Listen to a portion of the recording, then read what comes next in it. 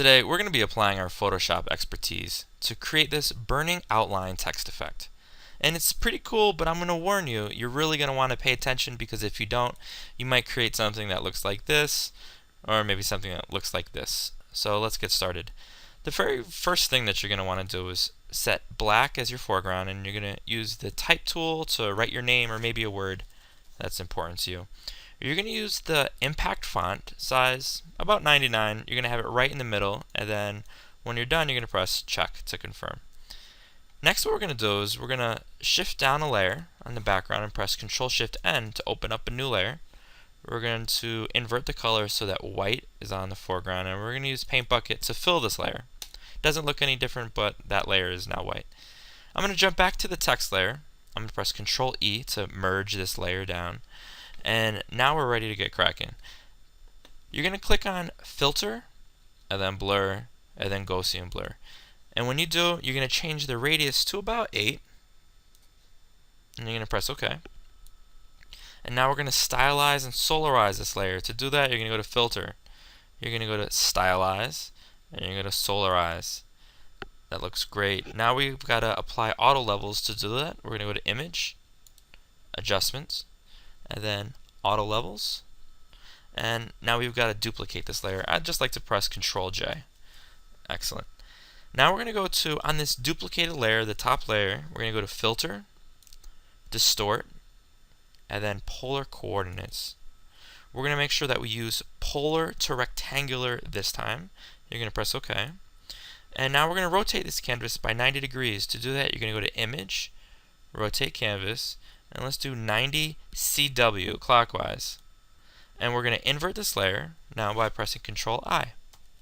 Tremendous. Let's go to Filter, Stylize, and then Wind from Right. So we're going to click on Wind. And let's do the method Wind. Let's do it from the right, and let's press OK. Now what I'm going to do is I'm going to press Control-F 2 more times. 1, 2, and that applied the same filter that we just did. I'm going to press Control-I to invert this back the way it was before. And now let's apply auto levels again. I'm going to go to Image, Adjust, Auto Levels. Let's stylize this once more using the wind from the right, and we can do this pretty easy by pressing Control-F. So 1, 2, and now we've got to rotate this back. Let's go to Image, Rotate Canvas, 90 CCW counterclockwise. Great. So now we're going to do the polar coordinates again. I'm going to go to Filter, Distort, and let's find polar coordinates right there. Let's change it now from polar to rectangular, instead to rectangular to polar. And when we do that, that looks like something that we kind of recognize. Great. So let's press Control-Shift-N to create a new layer. And I'm going to go to this little window that I sent in your attachment. I'm going to use the eyedropper tool so that this orange is in the foreground color and that this purple is in the background. So you're going to make sure that it matches up in your toolbar. So we're on the new layer. I'm going to right-click the paint bucket. I'm going to select the gradient tool. And I'm going to click and I'm going to drag right over it using this linear gradient so that it looks a little something like this.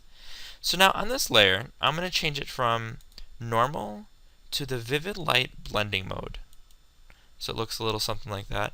And then I'm going to shift down a layer. I'm going to go down 1, and I'm going to change this blending mode from normal to screen. Wow, that looks pretty cool. We're almost done. We've got one more step. I'm going to change the blur level on this layer. I'm going to go to Filter, Blur, Gaussian Blur, and now instead of 8, let's change it to about, you can play around with it, I think about maybe 2 and change, 2.5 works for me. I like that. I think that's cool. I'm going to press OK. And now I'm just about done. I'm going to use the crop tool. I'm going to press C, and I'm going to reduce the size of this window just a little bit. That looks cool. And what I'm going to do finally is I'm going to write my name and date. So you're going to notice one thing that I think is kind of cool. When I write this text right here, it looks kind of funny. That's because it's beneath the gradient layer where we applied the filter. You're going to put it on the top layer, so it's kind of inconspicuous in the corner. Alright, ladies and gentlemen, I look forward to seeing your work. If you have any questions, let me know. Good luck.